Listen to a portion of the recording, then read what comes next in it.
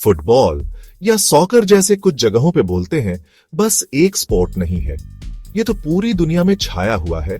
Billions of लोग इसके drama, passion और एथलेटिसिज्म के दीवाने हैं। और इस स्पेक्टिकल के बीच में है फीफा, यानी federation international day football association, जो कि वर्ल्ड फुटबॉल की गवर्निंग बॉडी है। फीफा का क्राउन ज्यूल है वर्ल्ड कप, जो हर 4 साल में होता है और दुनिया की सबसे बेहतरीन नेशनल टीम्स को एक प्लेटफॉर्म पे लाता है। ये इवेंट बस स्पोर्ट का सेलिब्रेशन नहीं है, बल्कि एक बहुत बड़ा बिजनेस वेंचर भी है। अगर हम फीफा के फाइनेंशियल मशीनरी को समझें, खासकर 2022 कतार वर्ल्ड कप के कॉन्टेक्स्ट में, तो हमें मनी, पावर और इस ब्यूटीफुल गेम के बीच का एक बहुत ही इंटरेस्टिंग इंटरप्ले देखने को मिलता है। वर्ल्ड कप 1 महीने तक चलने वाला फुटबॉल का फेस्टिवल होता है। ये ट्रूली ग्लोबल इवेंट है। बिलियंस ऑफ लोग पूरी दुनिया में इसे देखते हैं। फीफा के लिए इसका मतलब है बहुत सारा रेवेन्यू। ये पैसा अलग अलग सोर्सेज से आता है। सबसे ज्यादा पैसा आता है ब्रॉडकास्टिंग राइट्स को बेचने से। मीडिया कंपनीज पूरी दुनिया से आपस में compete करते हैं टूर्नामेंट को अपने व्यूअर्स को दिखाने के लिए। इन डील से फीफा को बिलियंस ऑफ डॉलर्स मिलते हैं। वर्ल्ड कप का फाइनेंशियली सक्सेसफुल होना फीफा के लिए बहुत जरूरी है।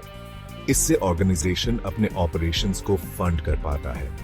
इससे ग्लोबली फुटबॉल के डेवलपमेंट में भी सपोर्ट मिलता है। ग्रासरूट्स प्रोग्राम्स से लेकर एलीट कॉम्पिटिशंस तक फीफा का इन्वेस्टमेंट स्पोर्ट के हर लेवल तक पहुंचता है। लेकिन वर्ल्ड कप से होने वाली इतनी कमाई की आलोचना भी होती है। फाइनेंशियल ट्रांसपेरेंसी, एथिकल कंडक्ट और रेवेन्यू के डिस्ट्रीब्यूशन को लेकर कंसर्न्स उठाए जाते हैं। 2022 कतार वर्ल्ड कप ने फीफा के बिजनेस मॉडल को समझने के लिए एक यूनिक केस स्टडी दिया। ये पहला वर्ल्ड कप था जो मिडिल ईस्ट में हुआ था। इससे फीफा के सामने अपॉर्चुनिटीज और चैलेंजेस दोनों आए। कतार ने इंफ्रास्ट्रक्चर और लॉजिस्टिक्स में बहुत इन्वेस्ट किया। उनका एम था एक अनफॉरगेटेबल टूर्नामेंट एक्सपीरियंस देना। टूर्नामेंट की लेगेसी और कतार और उस रीजन पे इसका इम्पैक्ट क्या होगा, ये तो अभी पता चलेगा। टेलीविजन फीफा के फाइनेंशियल डोमिनेंस की जान है। वर्ल्ड कप के ब्रॉडकास्टिंग राइट्स को बेचने से ऑर्गेनाइजेशन को सबसे ज्यादा रेवेन्यू आता है। ये राइट्स दुनिया भर की मीडिया कंपनीज को बेचे जाते हैं और ये बहुत कंपेटिटिव मार्केट होता है। अपील तो साफ है, वर्ल्ड कप रेटिंग्स के लिए गारंटी है। बिलियंस ऑफ लोग पूरी दुनिया में इसे देखते हैं।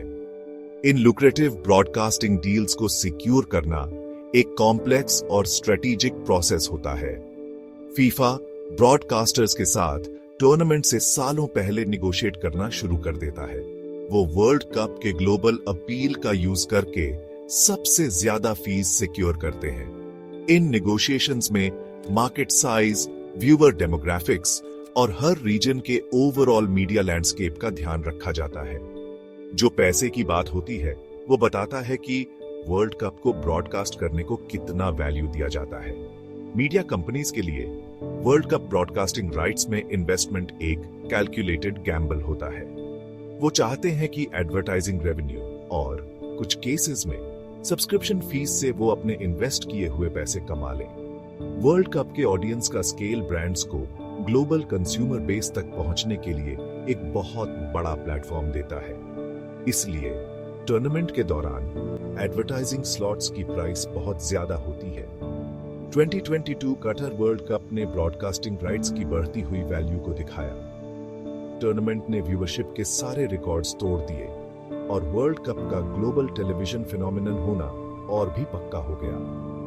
व्यूअरशिप में इस बढ़ोतरी का मतलब था फीफा और उसके ब्रॉडकास्टिंग पार्टनर्स दोनों के लिए एडवर्टाइजिंग रेवेन्यू में बढ़ोतरी, जो टेलीविजन और इस ब्यूटीफुल गेम के बीच के सिम्बियोटिक रिलेशनशिप को दिखाता है। ब्रॉडकास्टिंग राइट्स भले ही फीफा का फाइनेंशियल इंजन हो, लेकिन स्पॉन्सरशिप्स और टिकट सेल्स भी बहुत सिग्निफिकेंट एडिशनल रेवेन्यू स्ट्रीम्स हैं। ग्लोबल ब्रांड्स वर्ल्ड कप के प्रेस्टीज और रीच के साथ जुड़ने के लिए स्पॉन्सरशिप डील्स में मिलियंस इन्वेस्ट करते हैं। ये पार्टनरशिप्स कंपनीज को मार्केटिंग और ब्रांडिंग अपॉर्चुनिटीज देते हैं, जैसे स्टेडियम साइनेज से लेकर ऑफिशियल प्रोडक्ट डेजिग्नेशंस तक। फीफा एक टियर्ड स्पॉन्सरशिप सिस्टम चलाता है जहां पार्टनर के फाइनेंशियल कमिटमेंट के हिसाब से अलग अलग लेवल्स के एक्सपोजर और बेनिफिट्स मिलते हैं। सबसे ज्यादा coveted sponsorship packages specific product categories में एक्सक्लूसिव राइट्स देते हैं और एक्सटेंसिव ग्लोबल मार्केटिंग राइट्स भी। इन टॉप टियर स्पॉन्सरशिप्स के लिए बहुत कंपटीशन होता है। मल्टीनेशनल कॉरपोरेशंस अपनी ब्रांड को वर्ल्ड कप के साथ जोड़ने के लिए आपस में भिड़ते हैं।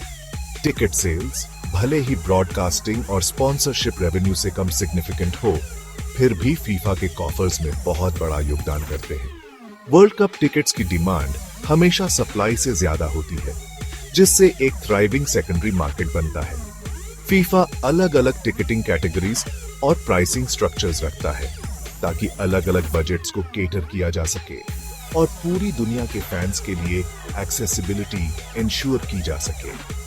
2022 कतर वर्ल्ड कप ने टिकटिंग और स्पॉन्सरशिप के मामले में यूनिक चैलेंजेस और अपॉर्चुनिटीज दोनों प्रेजेंट किए। टूर्नामेंट का लोकेशन एक ऐसे रीजन में था जहां एक अलग कल्चरल कॉन्टेक्स्ट था और जियोग्राफिकल फुटप्रिंट भी छोटा था, जिसके लिए रेवेन्यू जनरेट करने के लिए इनोवेटिव अप्रोचेस की जरूरत थी। इन चैलेंजेस के बावजूद कतार का वर्ल्ड कप कमर्शियली सक्सेसफुल रहा, जिसने टूर्नामेंट के एंड्यूरिंग अल्यूर और प्रॉफिटेबिलिटी को दिखाया। वर्ल्ड कप जैसे ग्रैंड और कॉम्प्लेक्स इवेंट को ऑर्गेनाइज करना एक एक्सपेंसिव काम होता है। फीफा को टूर्नामेंट को ऑर्गेनाइज और होस्ट करने में बहुत ज्यादा कॉस्ट्स आते हैं। इंफ्रास्ट्रक्चर डेवलपमेंट से लेकर लॉजिस्टिकल अरेंजमेंट्स तक। ब्रॉडकास्टिंग राइट्स, स्पॉन्सरशिप्स और टिकट सेल्स से जनरेट होने वाले रेवेन्यू का एक सिग्निफिकेंट पोर्शन इन एक्सपेंसेस को कवर करने में यूज होता है। सबसे बड़ा एक्सपेंस होता है पार्टिसिपेटिंग टीम्स के लिए प्राइज मनी। जीतने वाली नेशनल टीम को बहुत बड़ी धनराशि मिलती है और बाकी टीम्स को टूर्नामेंट में उनकी फाइनल रैंकिंग के हिसाब से प्रोग्रेसिवली स्मॉलर अमाउंट्स मिलते हैं। ये प्राइज मनी स्पोर्टिंग अचीवमेंट के लिए रिवॉर्ड और नेशनल फुटबॉल एसोसिएशंस को फाइनेंशियल सपोर्ट देने के लिए होता है। प्राइज मनी के अलावा फीफा लॉजिस्टिक्स, सिक्योरिटी, टेक्नोलॉजी और हॉस्पिटैलिटी में भी बहुत इन्वेस्ट करता है। इन एक्सपेंडिचर्स में बहुत कुछ शामिल होता है, जैसे स्टेडियम्स और ट्रेनिंग फैसिलिटीज बनाना और रेनोवेट करना, टीम्स, ऑफिशियल्स और मीडिया के लिए अकोमोडेशन और ट्रांसपोर्टेशन प्रोवाइड करना, सभी स्टेक होल्डर्स की सेफ्टी और सिक्योरिटी इंश्योर करने के लिए कॉम्प्रिहेंसिव सिक्योरिटी मेजर्स इंप्लीमेंट करना, ब्रॉडकास्टिंग, ऑफिशिएटिंग और फैन एंगेजमेंट के लिए एडवांस्ड टेक्नोलॉजी डिप्लॉय करना और फैन जोन्स, कल्चरल इवेंट्स और हॉस्पिटैलिटी सर्विसेज के जरिए मेमोरेबल फैन एक्सपीरियंसेस क्रिएट करना। 2022 कतर वर्ल्ड कप में इंफ्रास्ट्रक्चर में बहुत इन्वेस्टमेंट देखा गया, खासकर नए state of the art stadiums को बनाने में जो कटिंग एज टेक्नोलॉजी से लैस थे। टूर्नामेंट का कॉम्पैक्ट नेचर, जहां सारे मैचेस एक रिलेटिवली स्मॉल जियोग्राफिकल एरिया में हुए, कॉस्ट्स मैनेज करने के लिए लॉजिस्टिकल एडवांटेजेस और चैलेंजेस दोनों लेकर आया।